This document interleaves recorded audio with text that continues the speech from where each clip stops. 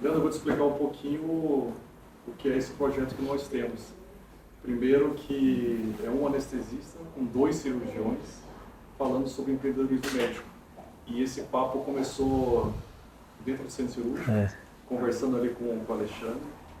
O Alexandre fazendo algumas provocações comigo também. Eu sempre falava que o trabalho era personalizado. Aí um dia ele falou assim, o que é personalizado para você? E aí ele me provocou. Eu falei, caramba, acho que personalizado não é sempre fazer a mesma coisa ou só ligar para o paciente, assim, depende de cada equipe. Né? Ele me provocou um pouco mais sobre isso. Sim. A gente começou a conversar mais sobre a parte de experiência do paciente, jornada do paciente, como a gente poderia agregar mais, não só como médico ali no centro cirúrgico, mas o que a gente poderia fazer mais. E aí veio o Alfredo também, que a gente conversava muito sobre isso, eu acho que eu tenho que apresentar, o Alexandre e o Alfredo. E aí teve uma cirurgia no Sírio, né, com o Alfredo, o Nishimura veio, a gente ficou batendo papo, a gente se tornou amigos. E por que não falar sobre empreendedorismo, que é um assunto que a gente gosta bastante e que a gente utiliza até para poder conectar com pessoas que a gente admira muito, né? Na verdade, todo entrevistado é como se a gente estivesse fazendo um MBA, né? Porque a gente está conhecendo a carreira, a história. Na verdade, sobre estilo de vida, empreendedorismo, o que traz o médico, o profissional da saúde fora do escopo da área técnica dele. O que fez esse profissional chegar lá, os valores, a jornada, o que fez a diferença. Então, isso é muito rico. A gente colheu muitas informações dos nossos colegas também, médicos, dentistas, fisioterapeutas, falam, nossa, que legal, aquele convidado deu um insight que mudou minha vida, nossa, que legal, ele teve coragem de fazer isso, até para a geração mais nova que perdeu um pouco esse passo aí, que acho que a gente um pouco mais velho pode falar com propriedade, de ter sido uma palavra que está na moda, o mentorado, mas que a gente teve os nossos grandes mestres e somos gratos a ele, que ninguém chega lá por acaso. Então, basicamente o nosso podcast é sobre isso. O nome é Triumcast, eu me inspirei até no Império Romano, no Triunvirato, são três personalidades distintas com uma unidade, e a gente quer saber sobre a história da vida de cada convidado. Essa pergunta é a pergunta, né? De $1 milhão de ouro, de $1 milhão. E eu acho que eu me faço ela com algumas... com uma certa frequência. E eu acho que, às vezes, é difícil até você perceber onde você está, né? Acho que esse é o primeiro ponto. Da onde você veio, o que você se tornou. Porque num determinado momento da vida, você tem pessoas que você quer seguir, você fica imaginando o porquê como que elas chegaram lá, e você se espelha, e você fala, eu queria ter aquele consultório, eu queria ter aquele tipo de coisa. A gente está falando de medicina, mas isso pode ser para qualquer área. E depois, num certo momento, você olha e fala, peraí, mas eu que estou na cadeira daquela pessoa, e você não entende muito bem do que é aquilo. A primeira coisa que eu vejo, assim, não tem nada de graça, cara. Eu acho que a primeira coisa é que hoje não tenho nada contra, faz parte hoje, a gente está aqui, vocês estão aqui para fazer mídia social, esse é um meio de comunicação. Eu fui passar visita numa paciente outro dia e o marido estava com uma folha de São Paulo de impressa. Eu adorava, por exemplo, isso aqui vai acabar, né? Hoje não tem mais, ninguém mais olha. Hoje o convidado do congresso de cirurgia plástica é o cara que tem mais seguidores no Instagram. Não é o seguidor simples e simples, é o cara que mostra bom resultado nos lugares onde pode fazer isso. Só que a gente tem que ter uma coisa que é assim, o que você faz? Você cria uma persona para vender? Eu acho que em medicina isso não rola. A persona tem que ser você. A naturalidade, né, pai? Sim.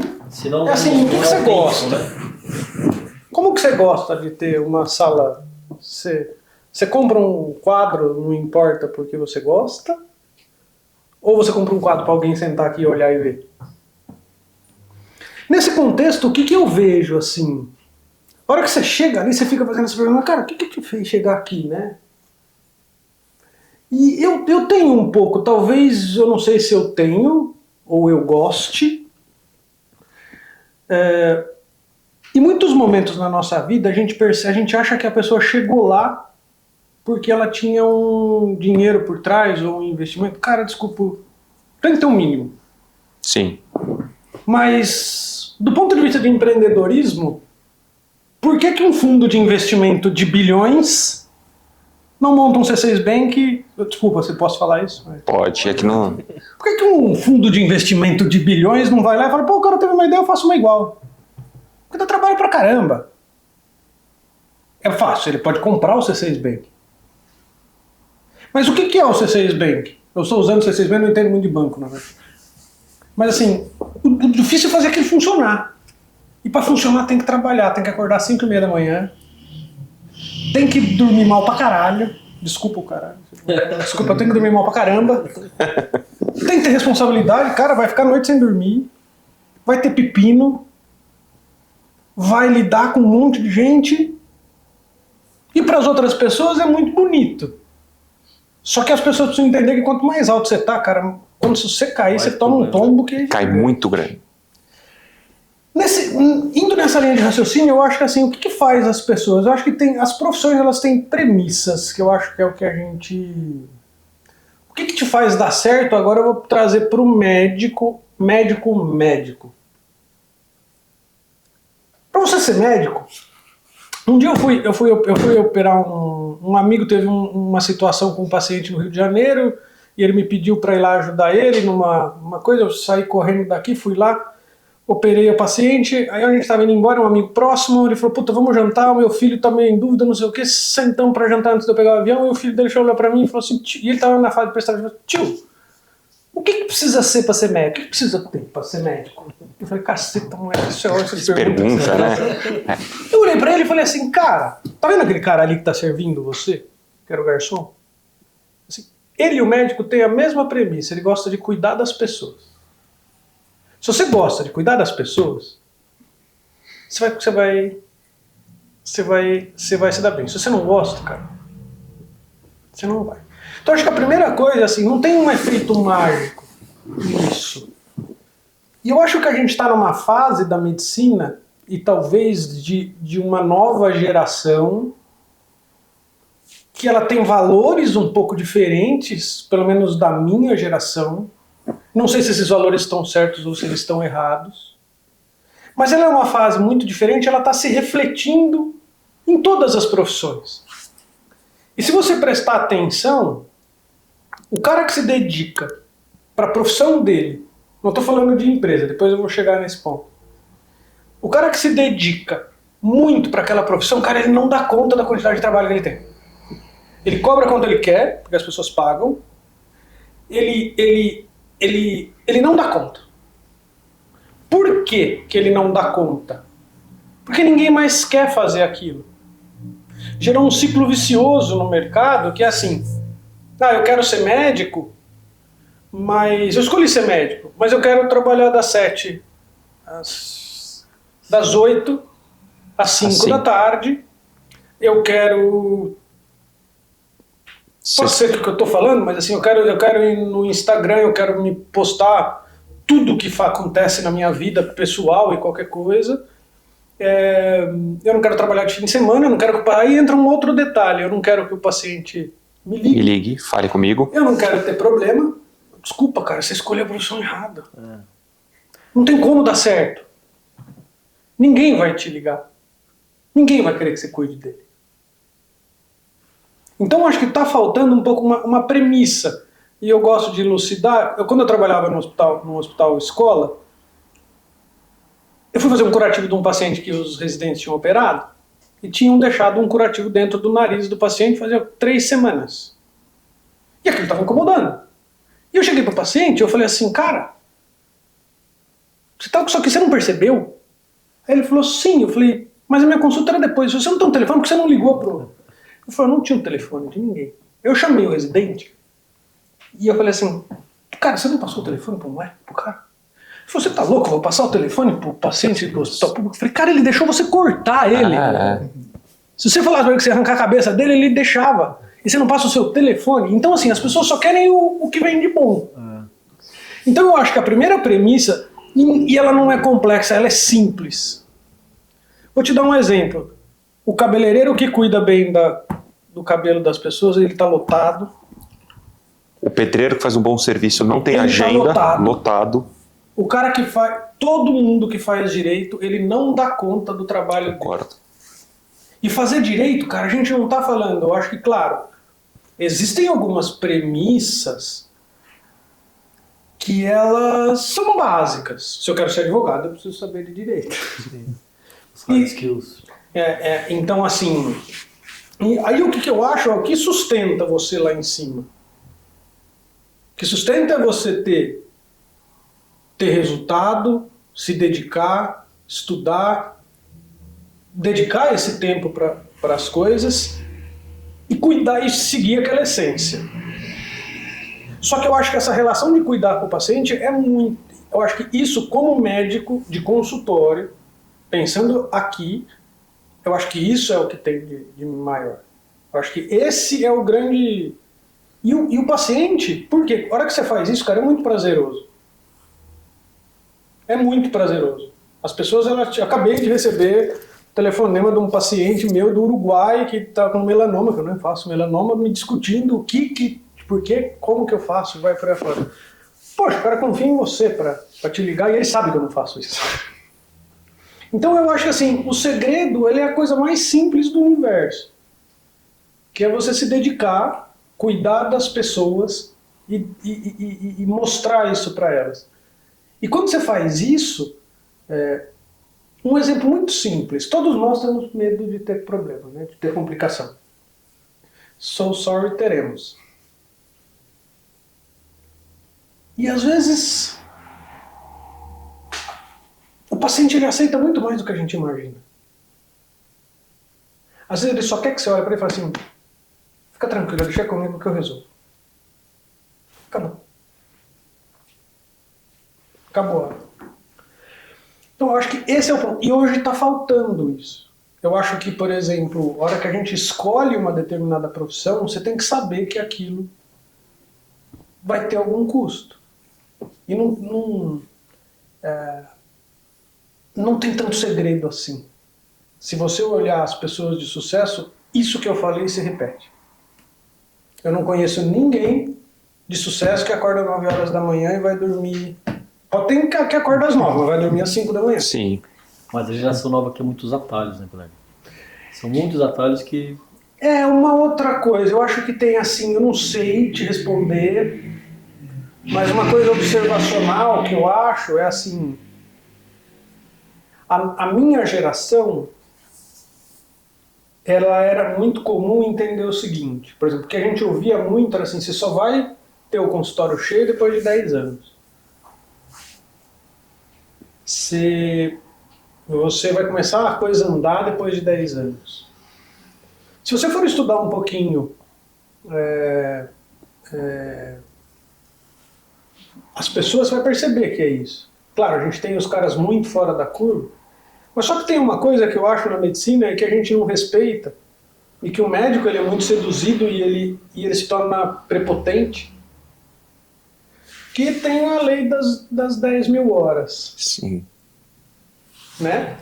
Que ninguém se torna, por mais brilhante que você seja, você não vai mostrar todo o seu brilhantismo antes de 10 mil Malcolm horas. Gladwell, isso. Coloca na ponta do lápis 10 mil horas de medicina executada, não estou falando de formado. Sim, sim. Porque é a hora que assim... Você vai aprender... Hoje ninguém quer ver o paciente no pós-operatório, cara. Ninguém quer, quero operar, eu vejo... Como assim, cara?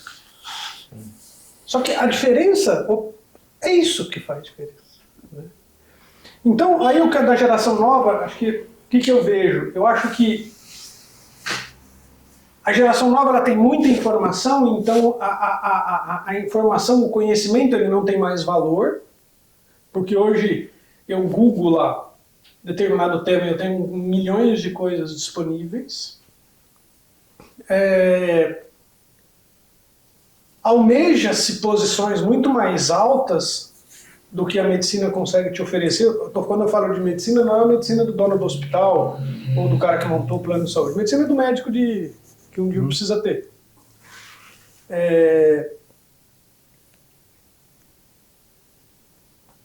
nesse raciocínio, e aí o que acontece? Essa pessoa ela fala assim, poxa, mas tá tudo tão fácil aqui, cara.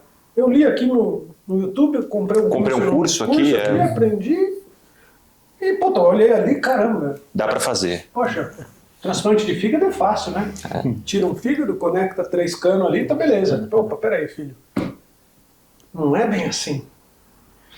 E aí outra coisa, então tem isso, tem essa coisa de não ter isso associado ao 100% de satisfação, mas isso aí acho que a gente vai discutir uma geração, que eu acho que isso é muito complexo, porque não existe nada 100% satisfatório, que te dê 100% de satisfação. É muito duro isso, mas não tem.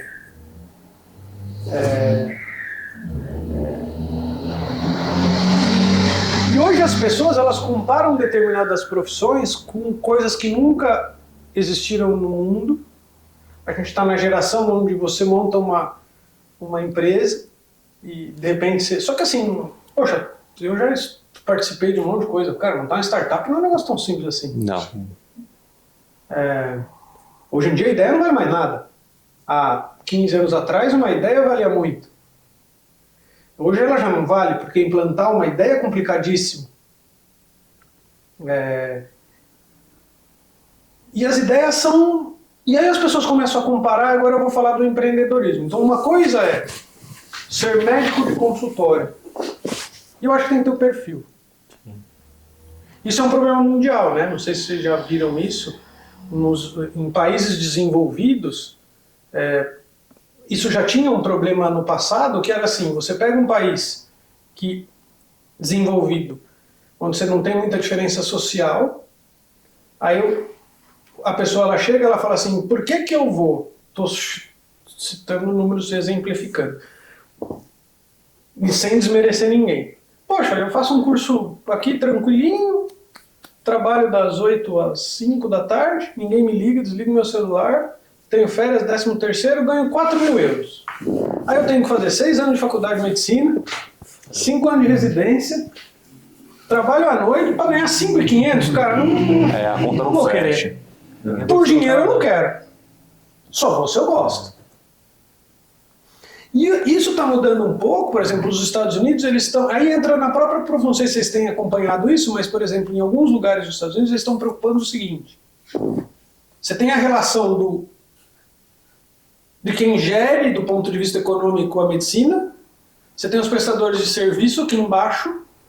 Esses caras estão sendo extremamente pressionados por esses caras aqui, por complicação e por dinheiro, e porque você tem que dar número. E esse cara, ele chega e fala assim, cara, desculpa, pra que eu vou fazer neurocirurgia? Não dá.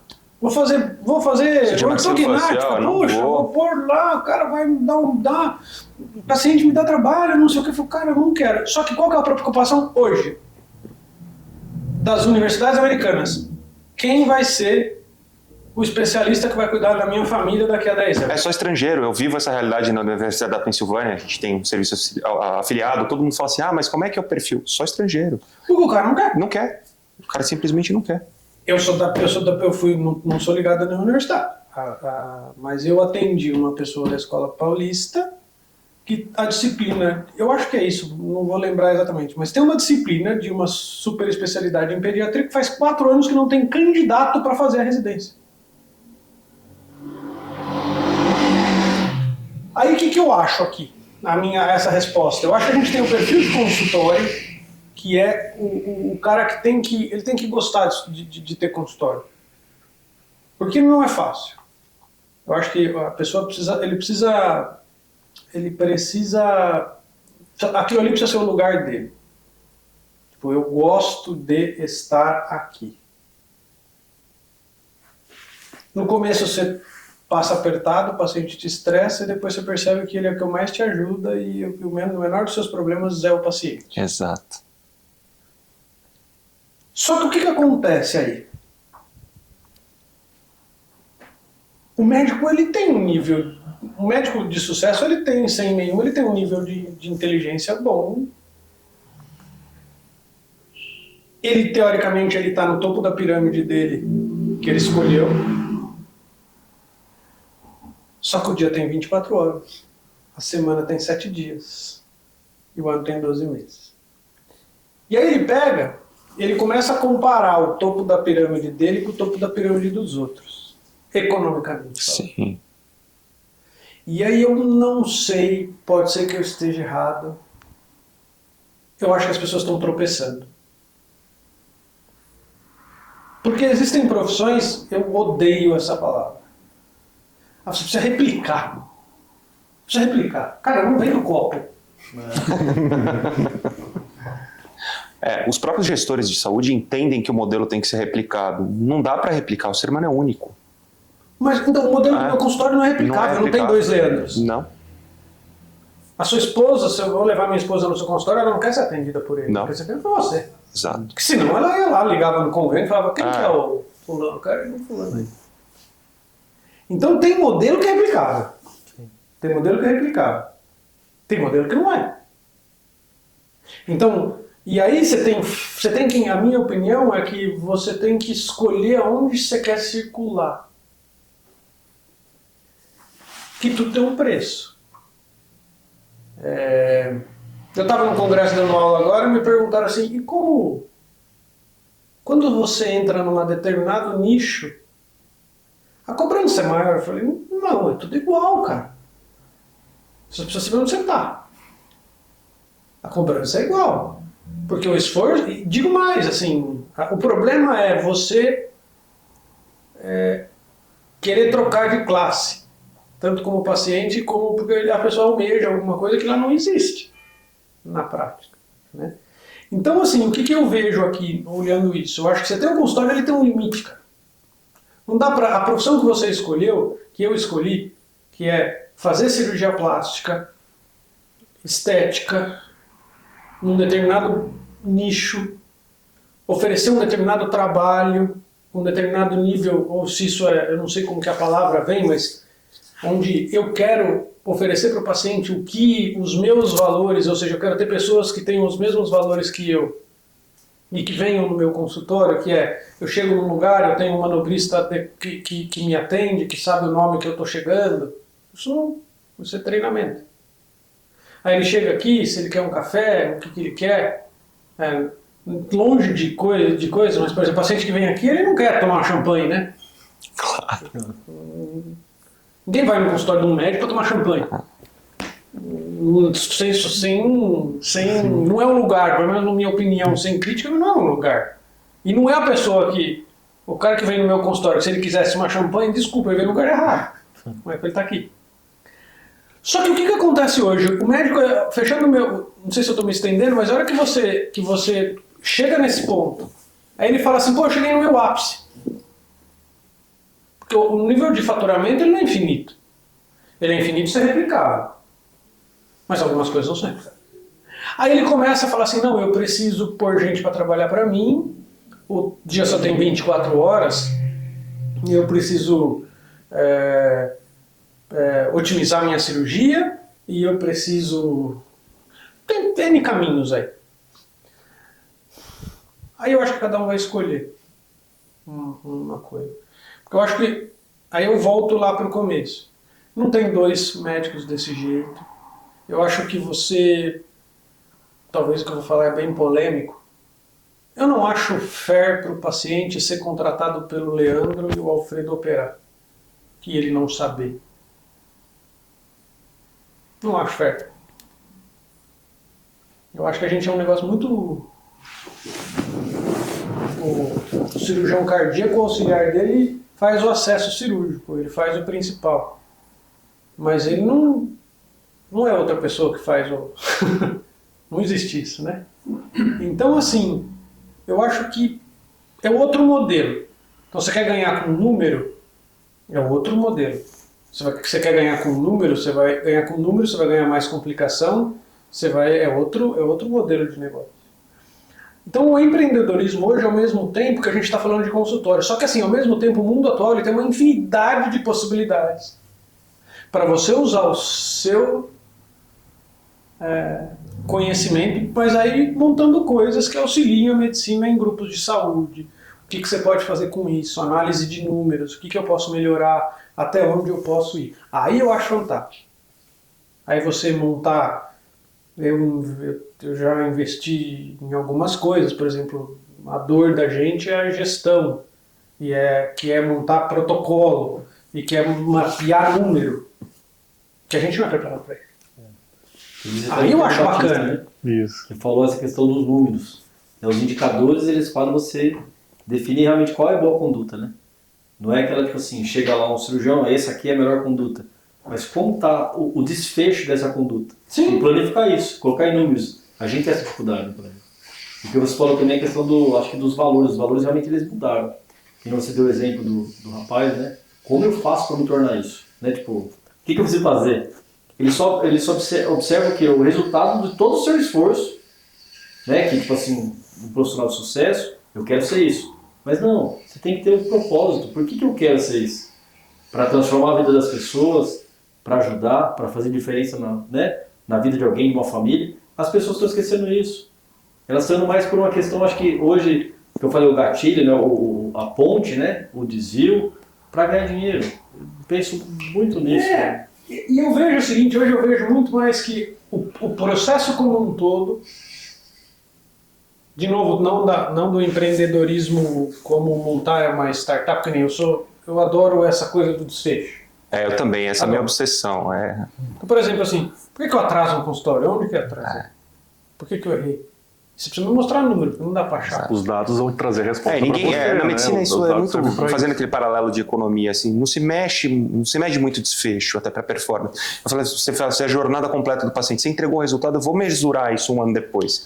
Hoje em dia, tchau, paciente, eu não meço o desfecho. E a gente, em tudo, em todas as profissões, mudou.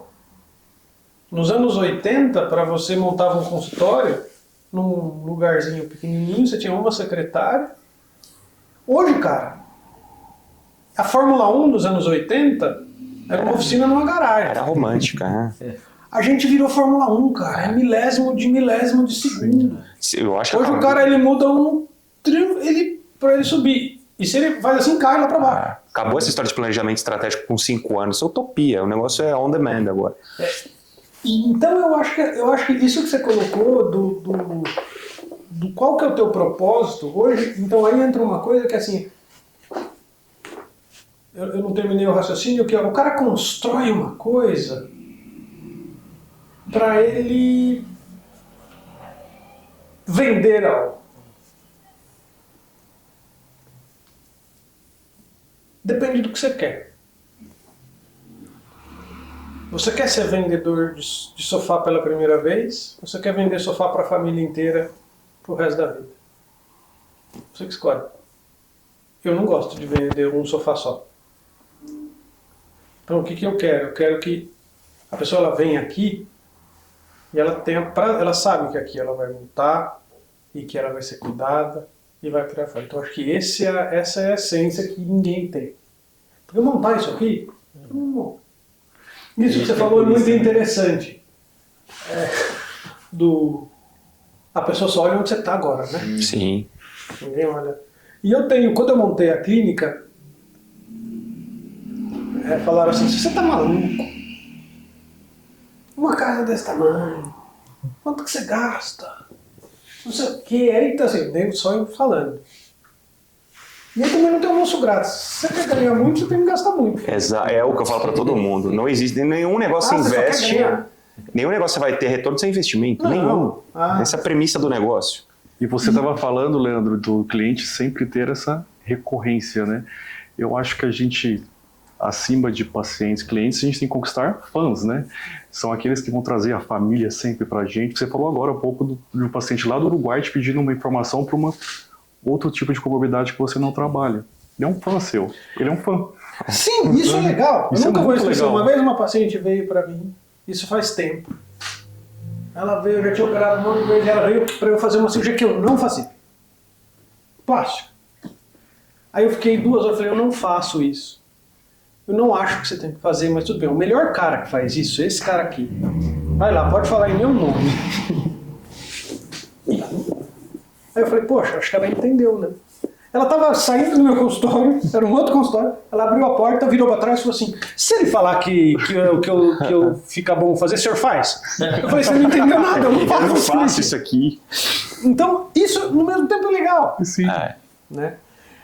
Eu acho que o consultório, e aí voltando ao que eu estava te falando, assim, nesse outro contexto, quando eu comecei, também não sei te dizer qual foi a regra mágica, que a coisa começou a andar muito bem, eu ouvi dizer, as pessoas falavam assim, que a gente sempre tem o cérebro da gente faz isso, né?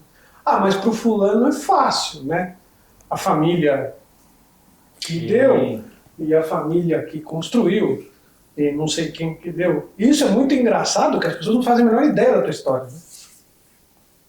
Não faz ideia de onde você trabalhou, de onde você veio, e que vai por aí fora. Então, assim, cara, no fundo não tem muito segredo. Eu não acho que tenha segredo. E eu acho que o empreendedorismo pra gente depende do lugar que você quer estar. Pra mim, eu gosto muito disso aqui. Eu não me vejo fazendo outra coisa. Eu não me vejo... Eu tenho outras coisas fora daqui, mas que é interessante. Qualquer coisa que isso me aperte é jogar fora. Se isso aqui tomar meu tempo daqui, não vale a pena. Você estava falando, estava lembrando de uma frase do João Kepler que ele disse: as pessoas gostam de ver a fotografia, mas não veem todo o filme. Né? Não. Só vem aquela fotografia do final, né? Aquela história toda, ninguém sabe, né? O que aconteceu para chegar lá, né? Não.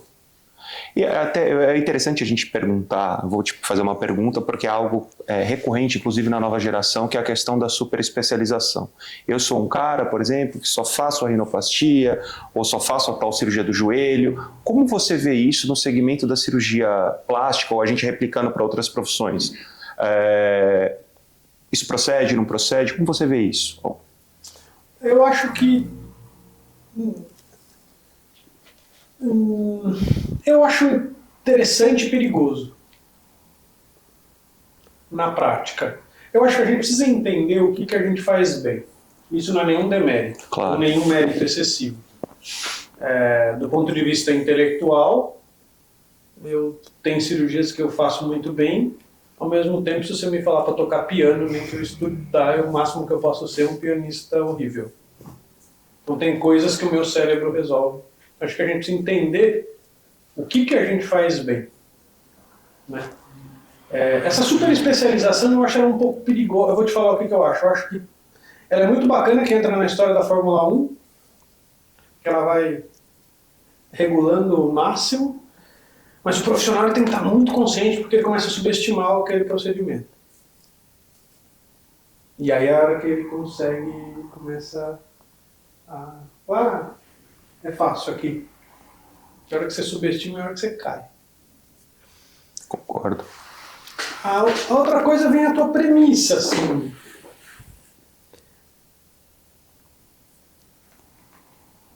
Essa pergunta sua foi uma das minhas grandes dúvidas, e até hoje, tem N cirurgias que eu não faço,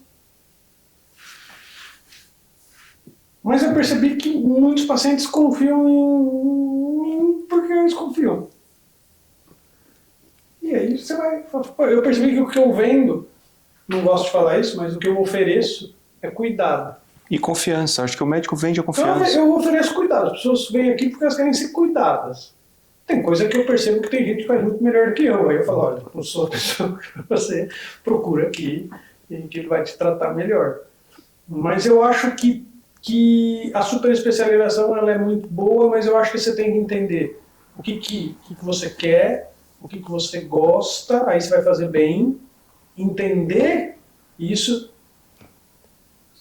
E a gente tem que... Aí tem uma outra discussão que entra no empreendedorismo, que é posicionamento de mercado, né? Exato. Que ao mesmo tempo que você foca, você se torna vulnerável. Né?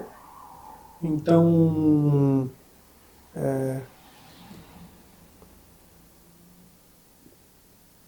Quem imaginava que a profissão de advogado em algum momento vai ser colocada em xeque?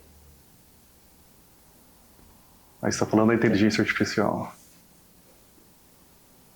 Né?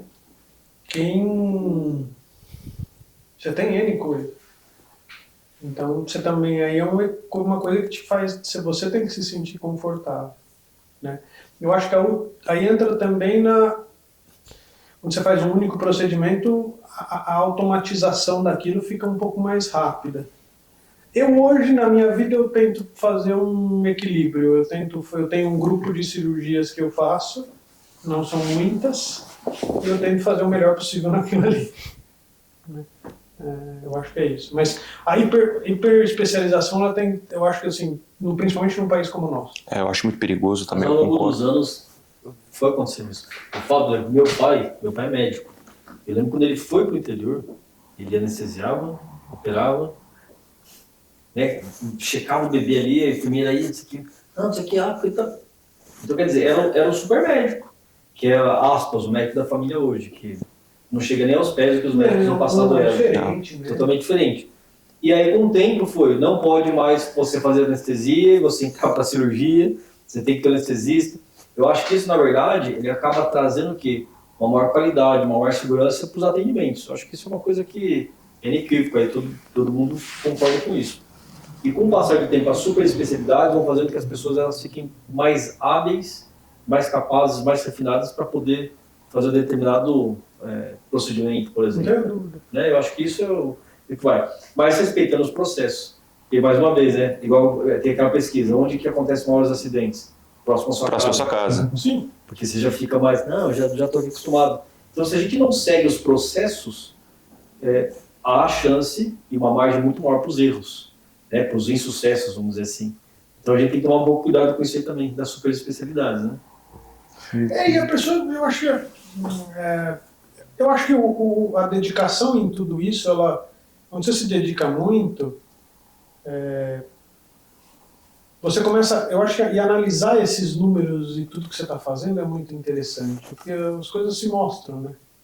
E você tem esse hábito de fazer esse track record aí, de analisar seus números, rever Faço cirurgia, você faz? muito, Que legal. muito. Acho que até demais. Leandro, eu tenho uma pergunta de prática médica. Eu sou o único médico aqui que não tem consultório, né? Como lidar hoje com a ansiedade dos pacientes que chegam querendo um tipo de nariz, chegam querendo uma determinada cirurgia plástica? Como cuidar desse paciente no consultório, mostrar realmente que talvez não é esse caminho, que você não vai conseguir dar aquele resultado específico que ele vem procurando, ou o nariz de um artista, uma característica assim muito específica que é solicitado para você no consultório? Cara, eu acho que isso aí você vai criando também. O paciente, você tem o paciente que você quer. Exato. E o paciente tem o médico que ele busca. Dizer não é a coisa mais difícil do universo. Mais precisa, muitas vezes. Sim. Quanto mais você dá, mais perto do sim, você vai estar lá na frente. Principalmente quando a gente não está falando de doença. Exato. Sim. Porque ele chega, o paciente não... É inerente, acho que isso também não é uma crítica. No fundo, ele está querendo comprar um produto. E ele chega lá e fala assim, mas eu quero te pagar. E ele, subconscientemente, ele entende assim, eu entrei na loja, e você tem um relógio, eu quero comprar, e você está falando que eu não posso comprar? Não, eu não estou falando que você não pode comprar, eu estou falando que você não precisa. Eu vou usar o que eu sempre falo para os pacientes. A cirurgia plástica, ou qualquer coisa que é estética, ou qualquer coisa que não é uma doença, não que ela seja desmerecida, porque ela envolve... No fundo você está vendendo bem-estar para o paciente. Ele chega para você, não importa que tipo de cirurgia que é, ele está falando assim, poxa, eu me incomodo com uma determinada coisa, a medicina tem algo para me oferecer para eu me sentir melhor? Tá tudo certo. Tá tudo certo. Só que eu não posso vender uma coisa para aquele paciente. A venda, na verdade, ela acontece quando eu mostro para aquele paciente que ele tem benefício com aquilo. E que o que ele almeja eu consigo entregar. Dentro de responsabilidade, dentro dos riscos, que faz sentido e que não faz. E às vezes não faz sentido. Desculpa, você tá aqui e o ápice é aqui, não faz sentido o risco, porque o número pode dar errado. E aí não faz sentido. E aí, não sei se eu estou respondendo a tua pergunta, mas assim, você vai falando esses nãos e você vai mostrando o jeito que você trabalha o paciente ele já vai se triar, ele já não, assim, raramente eu tenho um paciente que vem aqui e fica me mostrando, eu quero a foto da fulana. E ao mesmo tempo vai ter gente que tem o número de que ele vai buscar esse paciente, que ele quer esse tipo de coisa. E não é difícil você entregar esse tipo de coisa, né? Mas é assim que funciona. É a frase quando eu falo não, e eu acho muito que o paciente está muito próximo de arranjar um problema, eu falo, cuidado para não ir buscar um cirurgião que você vai achar alguém. Sempre acha. Né? Então, é complicado isso. Então, essa pergunta, assim, eu, graças a Deus, eu tenho um perfil um pouco... Eu não me identifico muito. Não sei se é certo ou se está errado, porque eu acho que eu parto da premissa que eu quero ajudar, não é nem isso, eu acho que eu parto da premissa que eu estou querendo melhorar a qualidade de vida daquele paciente. Se eu não consigo entregar o que ele quer, eu não estou melhorando a qualidade de vida dele. E aí não faz sentido. Aí a coisa não encaixa. Aquela frase lá que tudo tem um preço, não cola nisso. Não cola. Porque senão você acaba fugindo dos seus princípios e... Não. Acho que uma coisa é assim, uma coisa é você conseguir, você ter o teu preço, essa é uma outra coisa muito complicada que é precificar, né? Isso é uma coisa maluca. Mas tem uma premissa em cirurgia, né? De médico, que você não quer operar, você cobra caro. Cara, não existe isso. Não. Então, e se o cara pagar? Quer dizer que você vai contra totalmente o que você acredita que ele pagou? Isso não é uma maneira inteligente. Uma coisa é você olhar para aquele paciente, você chegar e falar assim, poxa, isso aqui, cara, É complexo. é muito complexo, cara. Por exemplo, quando eu faço uma consulta, eu tenho minha estatística de recuperação. Eu falo para os pacientes a minha estatística de recuperação. Eu também falo. Desse aqui, eu recupero X%. Como que eu me comporto nesse X%? A minha proposta para você é que se você for um desses 5% e você concordar, se você tiver confiança comigo, eu vou reoperar você. E acontece. E esse número não abaixa faz muito tempo. Então, provavelmente, se você voltar daqui a 10 anos, vai estar muito baixo. E eu não estou te fazendo de graça. Você já me pagou. Agora, tem situações, e aí, ou seja, teoricamente, eu tenho um grupo de pacientes que X% eu tenho que fazer. Eu tenho que ir para o hospital de novo, eu estou deixando de trabalhar para outra pessoa e vai para fora. Mas está tudo fair. Foi acordado. Agora, tem situações que você não dá para resolver em uma única vez, né? E você tem que... São mais complexas, são mais raras. E dizer isso é difícil também. Porque o paciente, ele vai... A consulta, ela vira uma sedução, né?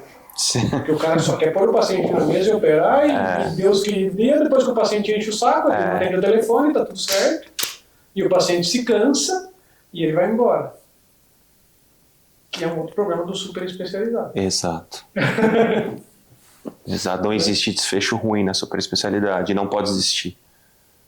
E tem uma coisa do super especializado que é muito mais difícil falar não, né? Como que você é o fim da linha... E você está dizendo não. Sim. E aí?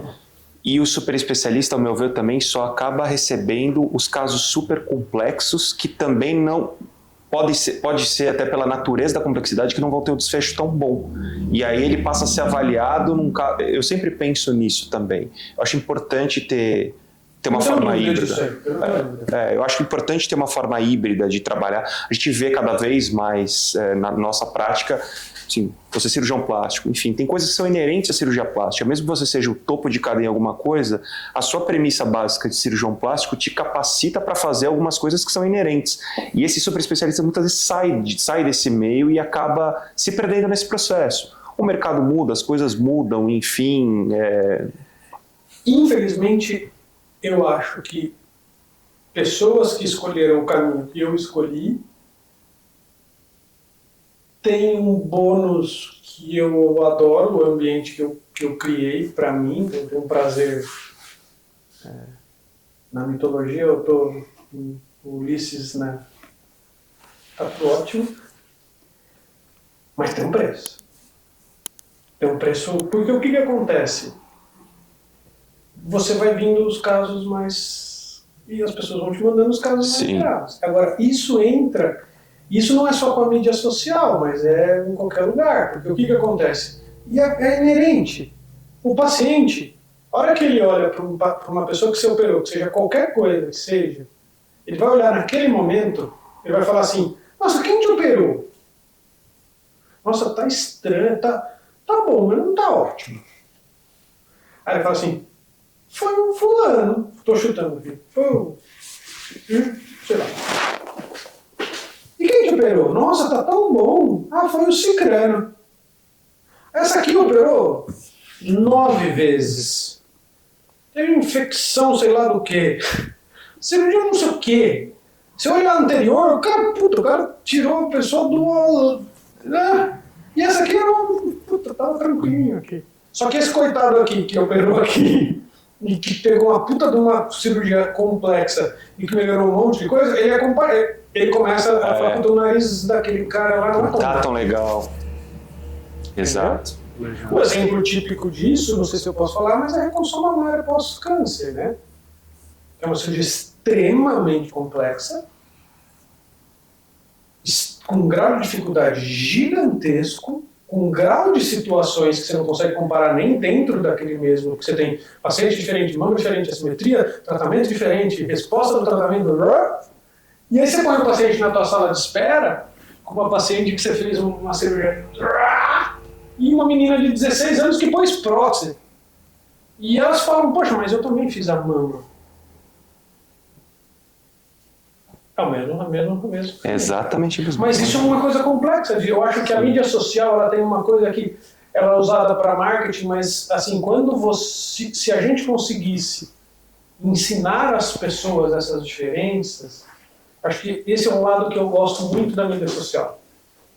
Eu acho que é informar as pessoas a terem informação adequada e ela buscar a pessoa que ela precisa.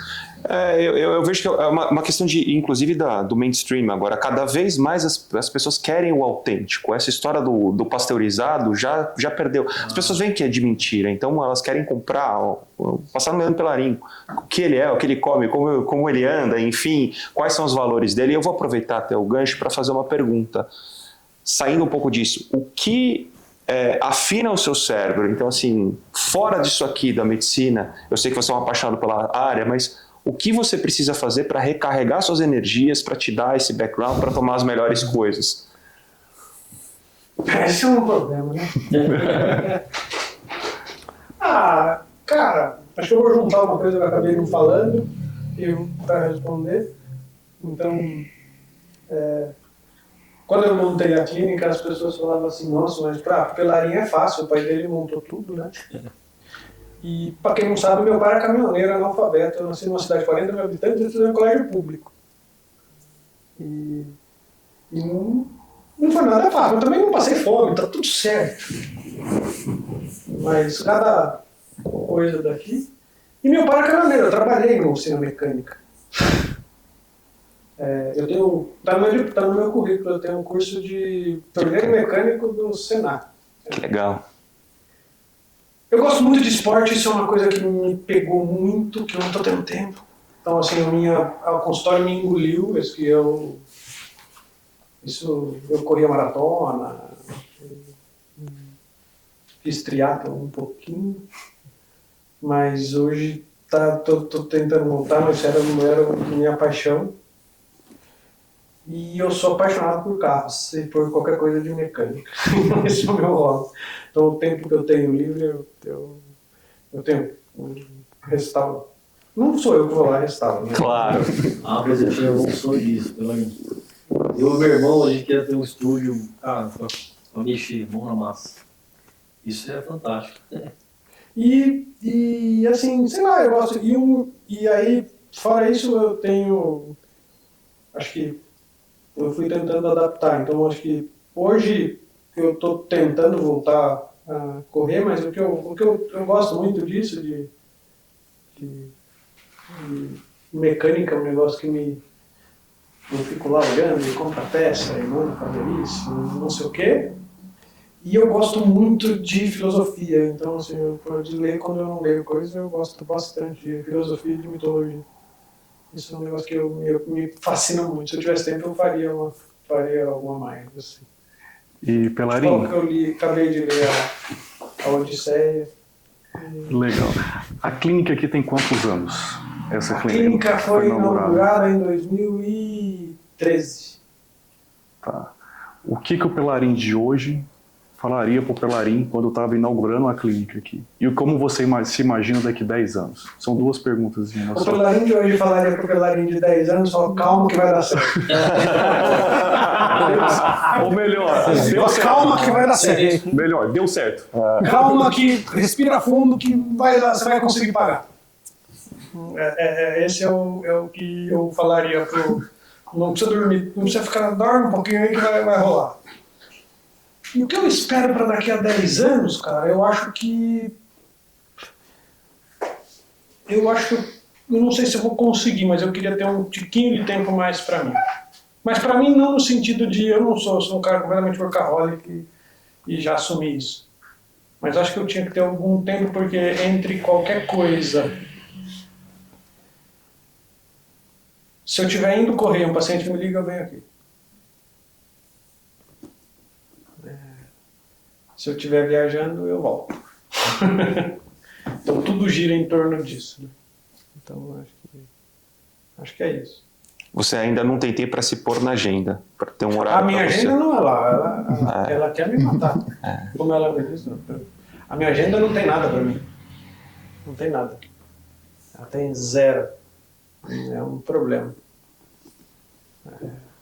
E para a gente finalizar, qual é o papel do time para você? Como você vê, a partir de um certo nível, você tem que organizar um time. Como você vê isso? Cara, eu vejo que isso é a maior dificuldade e você não consegue fazer nada sozinho. É o maior calcanhar de Aquiles do...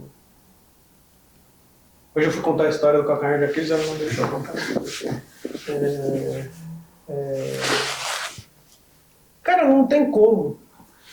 E as pessoas precisam ter a tua cara, né? E o processo inteiro, né? E é muito difícil. E hoje, não sei te dizer a resposta, tá extremamente difícil, mas não é só pra gente. E todos os níveis, acho que todos os níveis. As pessoas, voltando ao começo da nossa conversa, ninguém quer acordar cedo, ninguém quer passar visita de fim de semana.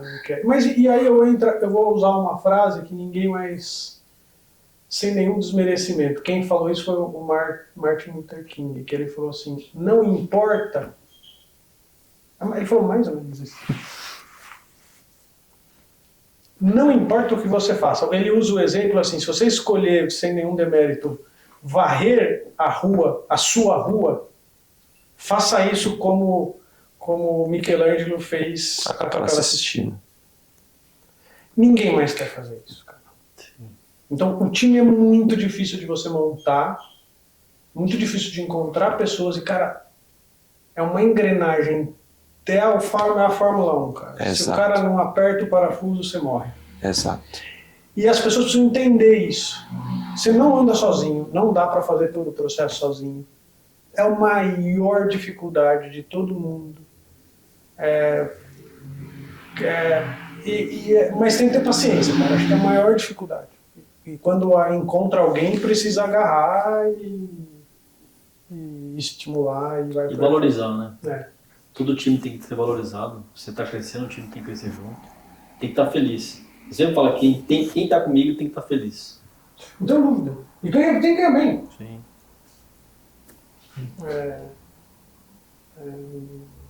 Não acho que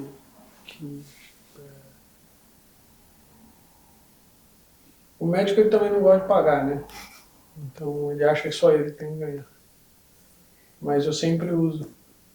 Você prefere gastar 50 e ganhar 100? Você prefere gastar 200 e ganhar 1 milhão? Eu prefiro gastar 200.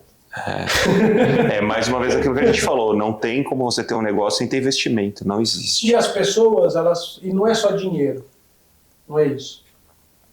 Mas você tem que ir atrás da pessoa, você tem que... Cara, e é um time, e tudo tá interligado. Chega num nível que uma coisinha desse tamanho te estraga o dia inteiro. E aí você... Puta, aquilo tem 13... É uma cascata de problema que você não tem noção. E as pessoas não entendem, né? Então o time, eu acho que eu não tenho dúvida nenhuma que é uma das coisas mais importantes hoje.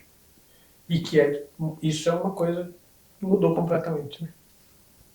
Eu acho que não anda sozinho. Eu falo para a nova geração, você quer ter um negócio, quer ter um consultório, você tem que ter um time bem afinado. Senão você vai patinar. Patina totalmente. Muito. Você não entrega valor. Hoje, essa história do entregar valor é o serviço, não basta só sua competência técnica, ela é uma premissa. Você tem que oferecer esse algo a mais, ou o mínimo com uma qualidade absolutamente ímpar. E se você não tiver gente para te ajudar, você não consegue. Para você trabalhar em conjunto, você precisa ter isso. Os meus colegas acham, olha, eu vou contratar qualquer secretário, uma júnior aqui e tal. Acabou. Não existe você estruturar um negócio sem ter esse mínimo. Se você tá grande, você tem que contratar alguém que seja do teu nível. Pelo menos atenda. Não tem que ser Ele vai pelo mais barato e você não vai ter a entrega de valores. O mais barato custa mais caro. Isso. Você tem que refazer muitas vezes. Entendeu? Não, o Vera, né? Valor, experiência. Tem uma coisa que eu acho que é... Você falou uma coisa que...